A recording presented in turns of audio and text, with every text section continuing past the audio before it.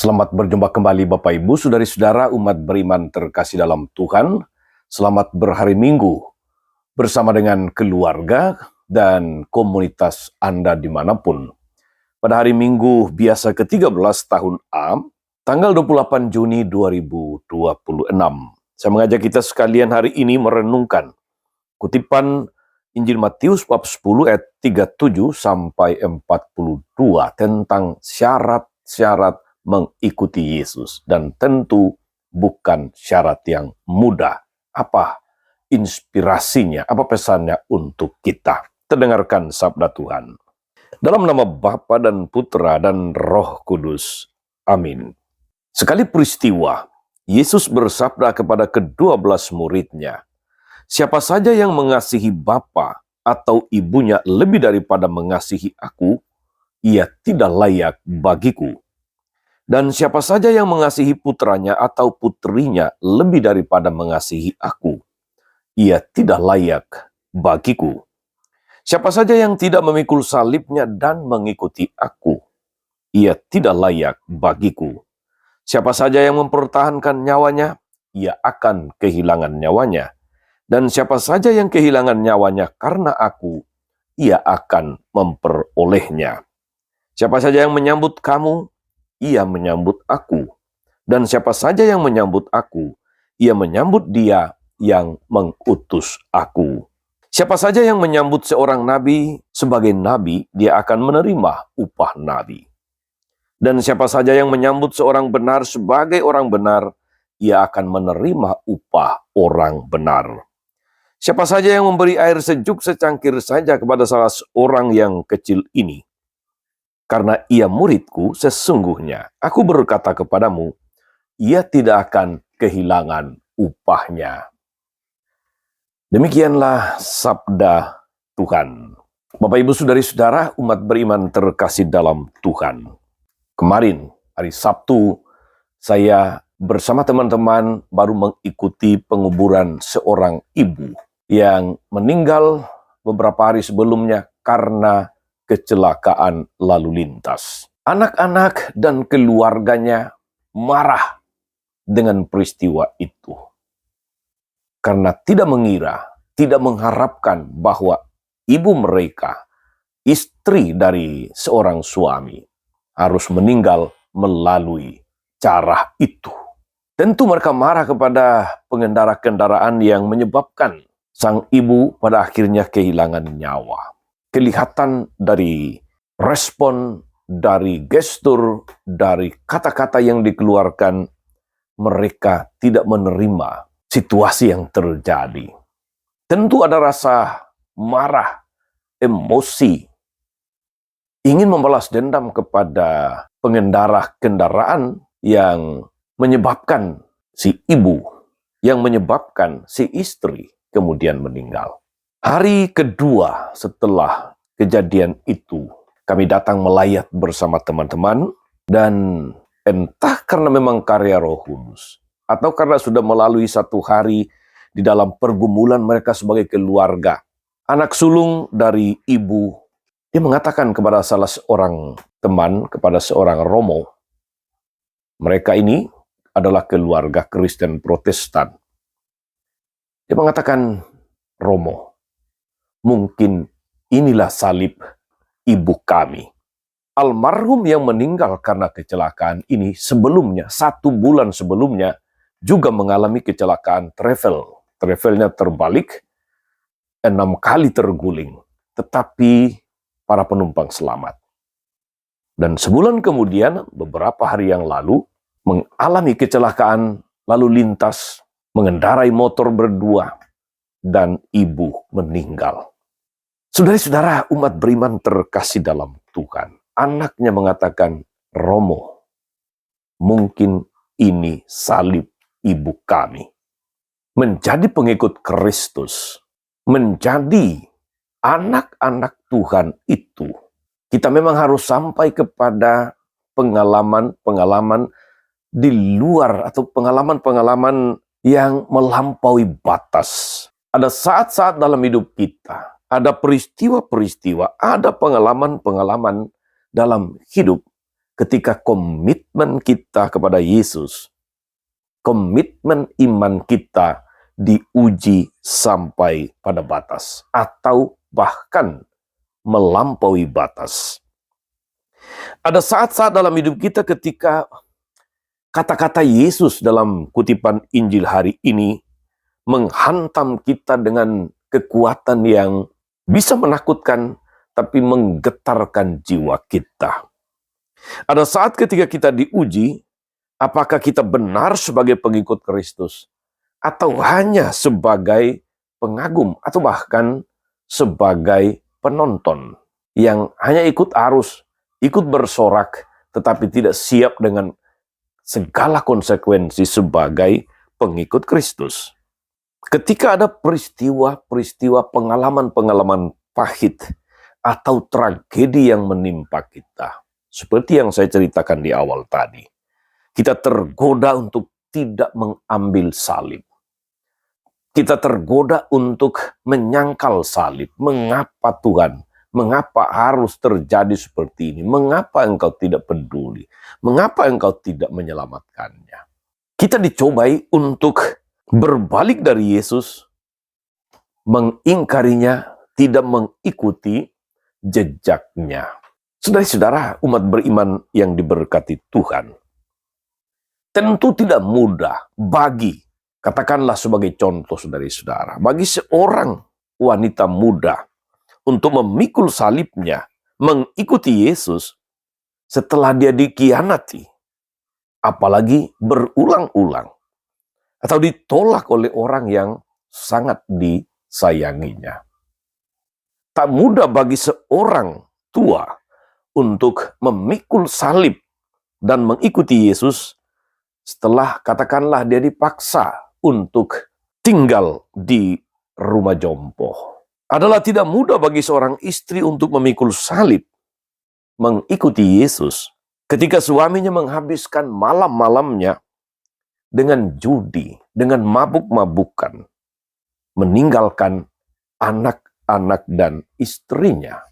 Adalah tidak mudah bagi seorang pria untuk memikul salib, mengikuti Yesus, ketika ada pengendara yang mabuk, menabrak, sehingga membuat dia kemudian menjadi cacat dan harus menghabiskan waktunya di atas kursi roda. Betapa saudari-saudara, konsekuensi mengikuti Yesus meminta komitmen tanpa batas. Bahkan kalau kita merasa itu di luar kemampuan kita. Saudari-saudara, umat beriman terkasih dalam Tuhan, apa yang akan dilakukan orang-orang ketika salib yang tiba-tiba diletakkan di atas pundaknya menjadi sesuatu yang terlalu berat, menjadi sesuatu yang tidak terpikulkan, menjadi sesuatu yang melampaui batas kemampuan. Meski seringkali ada nasihat suci yang mengatakan Tuhan tidak akan mencobai melebihi kemampuan kita. Tapi ketika salib itu datang secara tiba-tiba, nasihat rohani apapun kadang-kadang lewat begitu saja.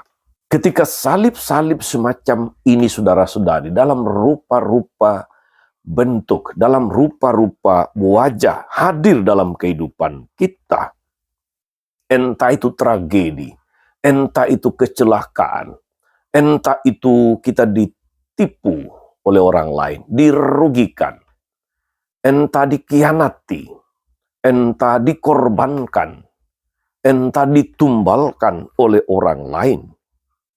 Kita harus ingat bahwa ada satu saat dalam hidup Yesus ketika salib menjadi begitu berat baginya, sehingga melampaui kemampuan untuk memikulnya. Dan saat itu tiba saudari-saudara, Yesus harus menerima bantuan orang asing, Simon dari Kirene. Kita renungkan itu dalam stasi jalan salib. Putra Allah, Sang Penyelamat dunia harus mengingatkan dirinya sendiri, mengingatkan dunia bahwa dia tidak lagi mampu memikul salibnya. Jika Putra Allah memiliki kerendahan hati semacam itu, tentu kita sebagai pengikutnya harus memiliki kerendahan hati yang sama. Ketika salib dalam hidup kita menjadi terlalu berat untuk kita pikul. Ketika beban yang datang, ketika pergumulan yang muncul dalam pengalaman hidup kita seakan tidak terpikulkan, kita harus berpaling kepada orang lain sebagaimana Yesus. Ada orang-orang di sekitar kita, orang tua, anak-anak, saudara, sahabat, atau siapa saja. Kepada siapa kita berpaling? Tentu saja saudara-saudari, yang pertama dan utama kita berpaling kepada Yesus sendiri. Kemampuan memikul salib, kemampuan memanggul, kemampuan untuk tidak menolak macam-macam pergumulan yang kita alami, yang terjadi dalam hidup kita. Itu adalah patokan kelayakan kita sebagai pengikut Kristus. Saudari dan saudara, Yesus sadar, Yesus tahu bagaimana rasanya berjalan sempoyongan dan jatuh berkali-kali di bawah salib. Yesus tahu bagaimana rasanya harus mengakui bahwa salib itu sudah terlalu berat, sudah tidak terpikulkan. Yesus tahu bagaimana rasanya harus merendahkan diri sendiri dan menerima bantuan dari orang lain. Karena itu saudari-saudara, firman Tuhan hari ini, khususnya Injil, meneguhkan kita bahwa kemampuan, kesediaan kita, keterbukaan untuk memikul salib, itu adalah tanda bahwa kita layak menjadi pengikut Kristus. Dengan cara ini, saudara-saudari, kita bukan hanya mengikuti Yesus, melainkan juga selalu bersama dengan Yesus. Saudari dan saudara, umat beriman terkasih dalam Tuhan, moga-moga kita diteguhkan untuk berani menerima, berani memikul salib-salib kehidupan kita apapun rupa dan bentuknya.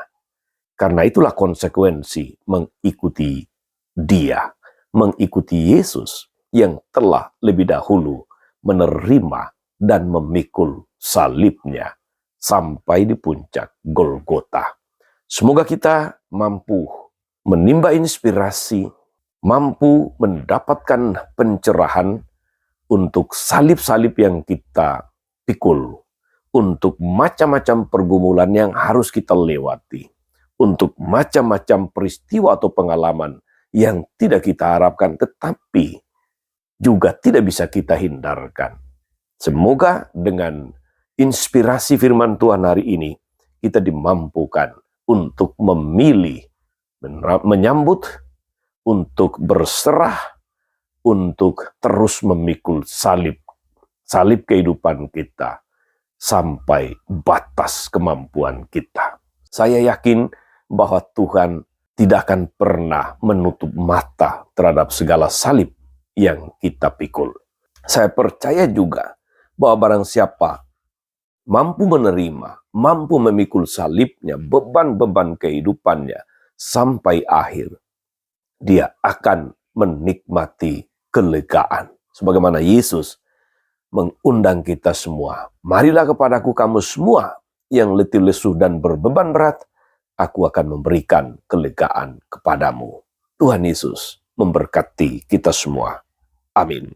Tuhan Yesus Kristus, kami bersyukur atas firman-Mu yang meneguhkan, menguatkan kami yang seringkali menjumpai, memanggul salib-salib kehidupan kami. Kami yang seringkali protes, seringkali komplain, seringkali bertanya, mengapa Tuhan? Boleh diteguhkan, karena Engkau sendiri bahkan tidak menolak untuk memikul salib-Mu. Mampukan kami untuk dengan penuh kerendahan hati menerima pertolongan orang-orang yang ada di sekitar kami, meski tidak kami kenal. Mereka yang Kau hadirkan untuk menguatkan, untuk menolong, untuk membantu kami di jalan siarah menuju kepadamu. Terpujilah Engkau Tuhan sepanjang segala masa. Amin. Saudari-saudara sekalian, berkat Allah turun atas saudari-saudara. Atas mereka yang kita doakan atau kita janjikan doa, mereka yang sakit dan menderita, segala rencana karya dan pelayanan hari ini Bapa dan Putra dan Roh Kudus. Amin. Tetap sehat teruslah menjadi berkat.